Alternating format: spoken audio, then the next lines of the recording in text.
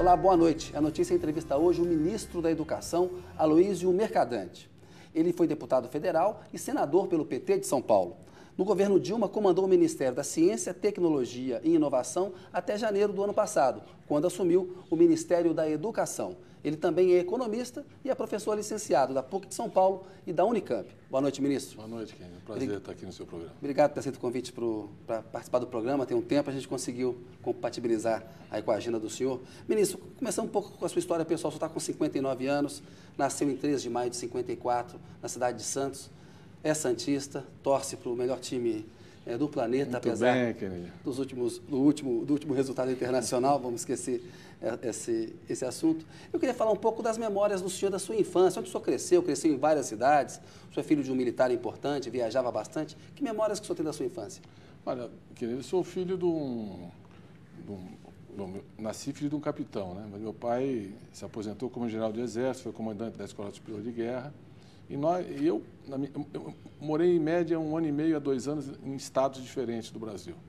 E a minha mãe era professora de yoga, professora, e uma formação bem interessante. Nós somos 6 irmãos, mas o melhor da minha experiência de vida foi que meu pai, desde que eu me conheço por gente, mandava fazer viagens, relatórios sobre o Brasil. A vida inteira eu discutia em casa pensando no país. Eu acho que isso ajudou muito na minha formação, me estimulou muito. E ter uma visão nacional do que é o país, da sua diversidade. Morei na Amazônia, no Nordeste, em São Paulo, no Rio, na Bahia, enfim. Uma visão bastante, Mato Grosso do Sul. Então, é uma visão bastante rica e acho que ajudou na minha compreensão da complexidade e da heterogeneidade que é o Brasil. O senhor falou, é filho do Oswaldo Muniz Oliva, que comandou a Escola Superior de Guerra. Isso durante a ditadura militar, ser filho de um general, depois o senhor seguiu um caminho político na esquerda, foi para o movimento estudantil, foi para o PT. Como é que é essa trajetória de um filho de um general importante acabar indo para a esquerda durante a ditadura militar, ministro? Olha, Kenny, eu tenho 40 anos de militância. Eu comecei a militar ali em 1972 para 73, principalmente quando entrei na USP. Período duro da ditadura. É, um período difícil. Do ponto de vista familiar também foi difícil. Muito conflito? Não, eu não comento a vida pública do meu pai, nem ele a minha. Nós temos um pacto de 40 anos que deu certo. Não conversa no almoço e domingo? Não, a gente conversa assim. Hoje não tem nenhuma dificuldade. Mas eu acho que a democracia ela é tão rica que ela permite essa diversidade, né?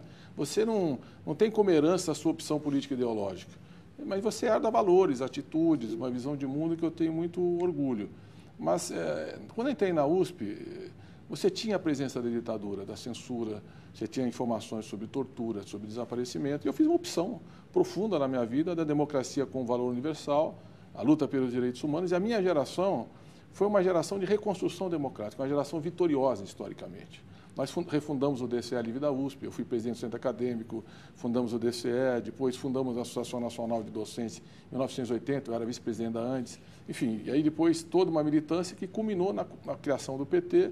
Eu fiquei 7 anos também assessorando a CUT, desde a sua fundação, uma proximidade muito grande com o presidente Lula desde aquela época. Em 82 eu já ajudava na coordenação da campanha dele para governador, 86 para deputado federal, 89 para a presidência da República, depois em 94 que eu fui vice-presidente na chapa com ele como presidente, se acompanhou bem aquela campanha, depois em 98 Sim. de novo na coordenação da campanha presidencial.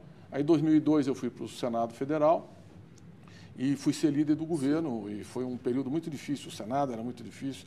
Então, foi uma experiência muito rica, viver essa trajetória do Brasil, principalmente o balanço que a gente faz desses 10 anos do governo Lula e da presidenta Dilma, que eu acho que mudaram a história do Brasil. Nós vamos falar de política um pouquinho mais à frente, também quero falar antes com o senhor de educação, que é a sua área, mas ainda nesse perfil pessoal, por que o senhor escolheu cursar economia? O que o motivou a seguir o caminho de economista? Aos 17 anos, você não tem uma visão acabada do caminho que você vai escolher. É um pouco a sua intuição, as informações que você recebe. Eu estava entre medicina e economia. Eu tinha um tio que eu gostava muito, que era psiquiatra, e que me influenciava muito para fazer medicina. Eu conversava, e ele morre um pouco antes do meu vestibular. E o outro lado que eu tinha, o Brasil vivia um momento econômico exuberante, 72, havia um grande debate econômico, crescimento, perspectiva, Brasil Sim. grande, etc.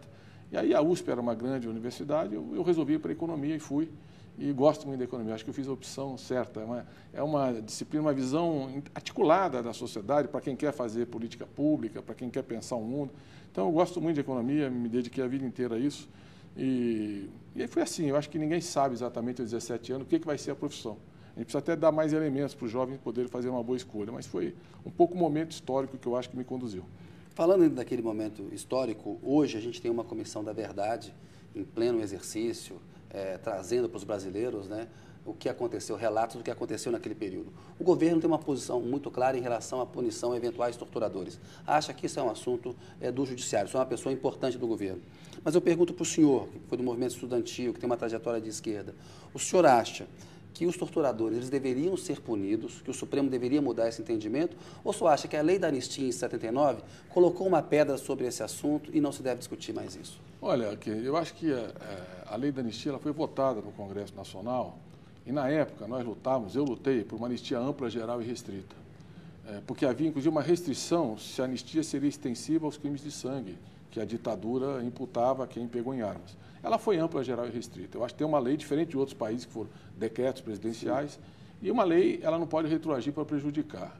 Agora, eu não acho que tem que esquecer. Acho que a Comissão da Verdade tem um papel extraordinário, que é revelar toda essa história ainda pouco conhecida, da tortura, do sofrimento, do que era uma cadeira de idagão, o choque elétrico, enfim, as pessoas que foram desaparecidas. Eu tenho alguns amigos, por exemplo, a Vera Paiva, o Marcelo Rubens Paiva, que eu conheço também desde essa época, Sim. 40 anos de amizade. Ontem, inclusive, estava conversando com ela. E acompanhei uma família em que a dona Eunice, por exemplo, não tinha um atestado de óbito. O filho do Rubens Paiva não tinha um atestado de óbito durante anos, uma matrícula na escola, para o que fosse. Quer dizer, até hoje não sabe exatamente o que aconteceu com o pai. Então, isso não é uma história que acabou. O Estado brasileiro deve desculpas a essa família, deve esclarecimentos.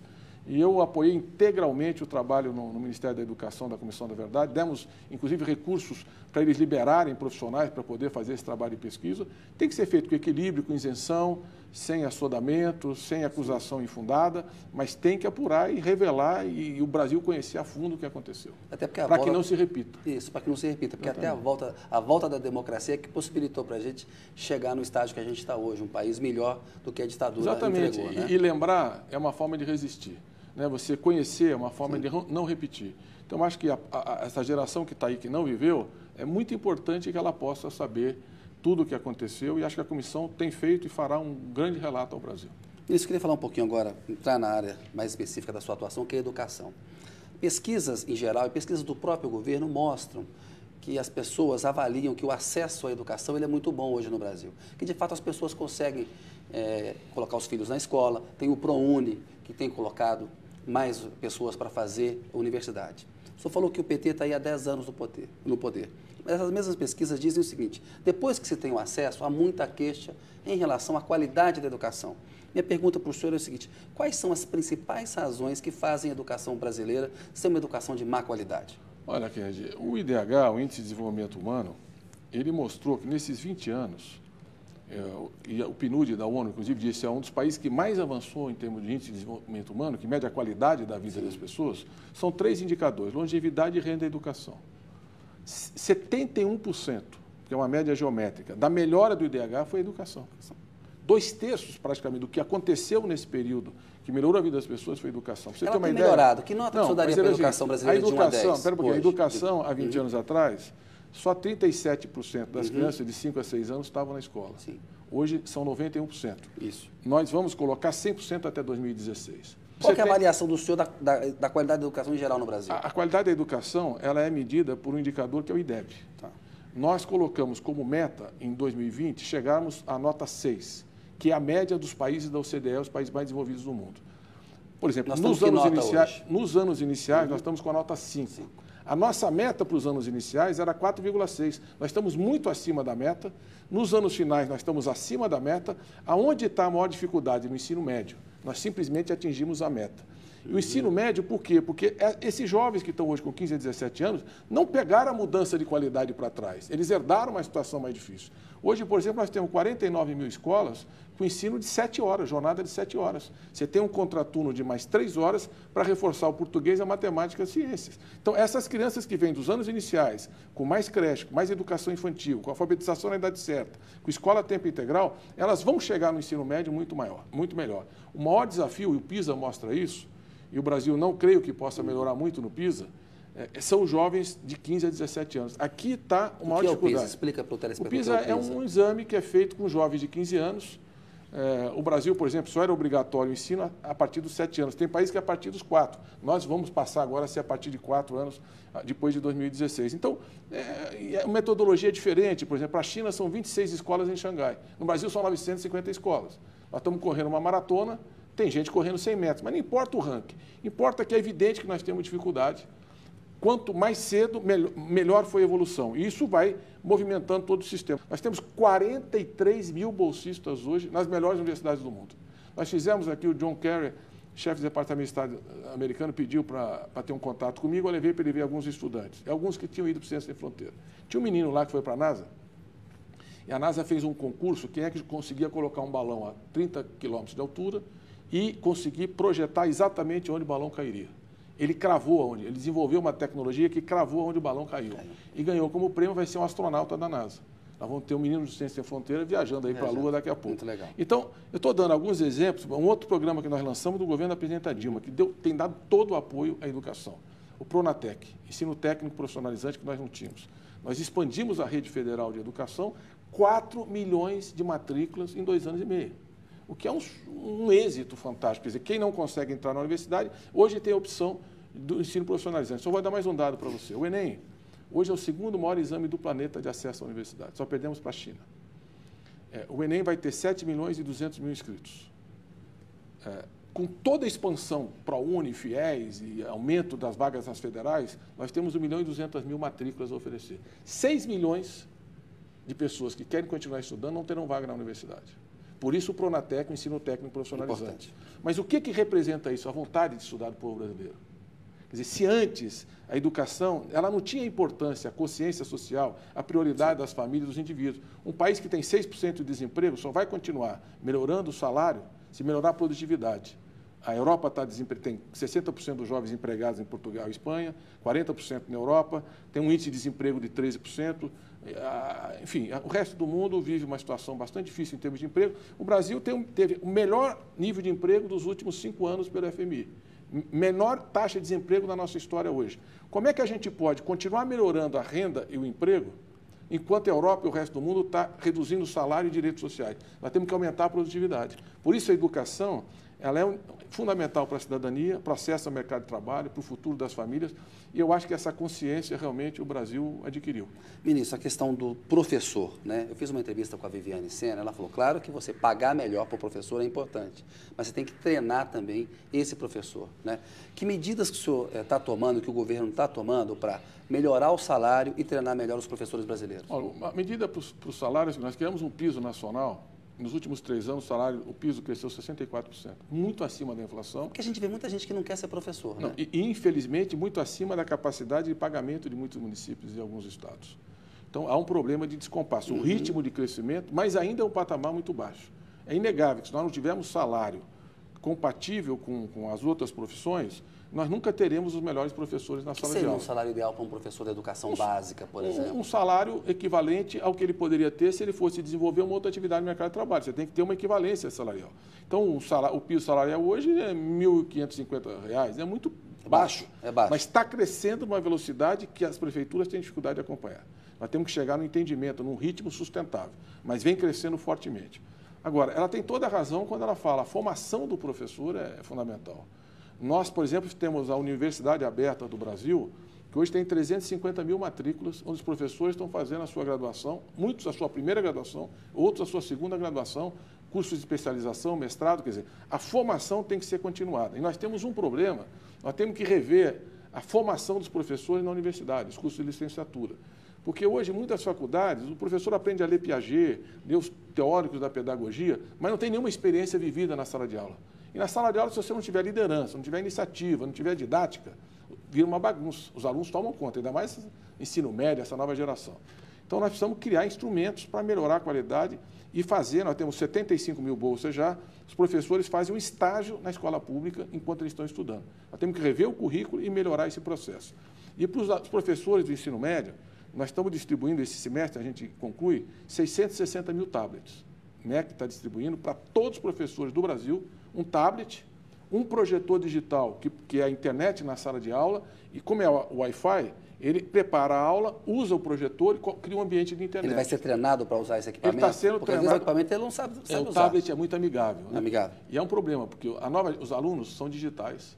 Nós somos analógicos, a nossa geração, e o Estado é cartorial. Então, tem um curto-circuito. Você tem que começar pelo professor para ele liderar o processo da inclusão digital. Nós já temos laboratório em 180 mil escolas no Brasil de informática, mas estamos dando todos os livros didáticos em PDF.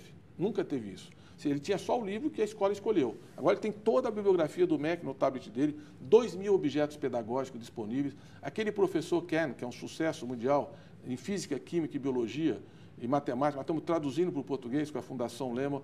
Eles vão ter todas as aulas que ele dá de 10 minutos para ele se inspirar. Então nós estamos dando instrumentos para tentar recuperar essa defasagem na formação dos professores e criar uma sala de aula mais agradável, mais acolhedora. Eu queria falar com o senhor do programa Mais Médicos. O governo considerou elevar o tempo de graduação de um médico de 6 para 8 anos. Desistiu, foi até criticado, recuou muito rapidamente. Então, por que desistiu, ministro? Olha, porque nós temos vários países, os Estados Unidos são 8 anos. Na realidade, os Estados Unidos é uma graduação de 4 anos e a medicina é quase que uma pós-graduação. África do Sul e vários outros países, Inglaterra são 7 anos, etc. Só que na nossa medida dizia, são 2 anos a mais de graduação em serviço na medicina, na urgência, emergência e na atenção básica, no SUS. Quer dizer, o médico ele não pode ser um especialista de hospital. Mas a crítica vai obrigar o médico da universidade privada vamos chegar lá. Então, mas vamos chegar lá. Olha, eu mostrei 15 países do mundo, os mais desenvolvidos, que têm a obrigatoriedade dessa vivência. O médico tem que ser um especialista em ser humano. Ele não pode simplesmente conhecer um pedaço do ser humano e um equipamento hospitalar. Ele tem que lidar com o ser humano na sua integralidade. Ele tem que estar na atenção básica e ele tem que viver a urgência e emergência, senão ele não será um bom médico. Nos 6 anos de graduação, 2 anos tem que ser feito internato. Nós agora vamos regulamentar isso para fazer na urgência e emergência e na atenção básica.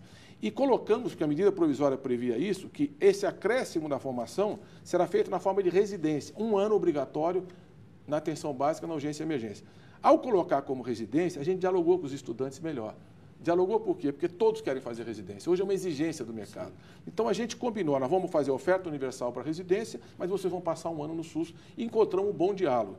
E, além disso, a proposta era, eles entram em 2015, porque você não pode mexer para os alunos que estão aí, o primeiro aluno que entrar no SUS em 2021. Com essa proposta, já o ano que vem, a gente pode começar a implantar a residência, nós ganhamos 7 anos. Na realidade, na formação. Então, acabou sendo melhor. Foi todas as 4 entidades de formação médica apoiaram, todos os diretores de faculdades federais apoiaram desta forma, e, inclusive, o Colégio dos Reitores das Federais, Andifes, apoiou, através de uma moção pública, todo o programa Mais Médico e essa dimensão também. Uma outra crítica que se faz aí ao Mais Médicos, ministro, é que o governo está muito preocupado em levar o médico, mas não estaria tão preocupado em levar a estrutura. É que o médico chega, por exemplo, numa cidade que tem poucos recursos, não tem lá um aparelho que pode fazer um exame mais complexo e tal. Essa discussão, ou seja, de também levar uma estrutura, o governo não está falhando nisso, não está focando demais só em colocar o médico lá, esse médico não pode acabar abandonado lá? Olha, se você disser que falta infraestrutura, é evidente que falta. Mas a infraestrutura e as vagas vêm crescendo mais rapidamente do que a formação e a oferta de vagas de médico. Nós temos, com matrícula na medicina, 0,84 médicos para 10 mil habitantes. Se você pegar Estados Unidos e Inglaterra, é o dobro. Se você pegar Argentina, Uruguai, é mais que o dobro. Então, o Brasil tem uma baixa oferta de curso de medicina, nós precisamos ampliar a formação, e nós temos 1,8 médicos para 1.000 habitantes. Se você pegar Argentina, Uruguai, Espanha e Portugal, vou pegar esses 4, é mais que o dobro do Brasil. E Estados Unidos, Inglaterra e tanto França, etc. Então, nós temos uma carência de médicos. São dados da Organização Mundial da Saúde, são inquestionáveis. Então, o que o governo está fazendo? Enquanto nós estamos ampliando a infraestrutura, nós precisamos melhorar a oferta de médicos na atenção básica, que resolve 80% das demandas em saúde. Nós temos, Kennedy, 700 cidades no Brasil que não tem um médico. Então, você imagina uma mãe com filho que não tem a quem recorrer. E temos 1.200 cidades que tem um médico para 3.000 habitantes. Portanto, não consegue atender a demanda de saúde. Ora, ou seja, vamos levar médico para lá. Agora, esse médico vai ter condição de atender? Lógico, porque o que é atenção básica? É o pronto-socorro. Ele precisa ter, por exemplo, o suporte de uma ambulância. Se é um caso grave, que ele não consegue responder, encaminhar na farmácia e a consulta, mas ele diagnostica, ele faz o diagnóstico, ele solicita ambulância, por exemplo, o SAMU, e vai levar para o hospital. E são médicos que vão trabalhar exclusivamente na atenção básica. Nós fizemos a primeira oferta para médicos brasileiros, mais ou menos 1.000 se inscreveram. Os médicos brasileiros escolheram basicamente as cidades do litoral. Interior do Nordeste, Amazônia, periferia das grandes cidades, não teve escolha. Na periferia das grandes cidades tem a questão da violência ainda que muitos se queixam, né? Tem, mas nós temos que dar segurança, mas não é por isso. É porque, como tem pouco médico, o mercado de trabalho está aquecido. Ele prefere o consultório dele nos grandes centros.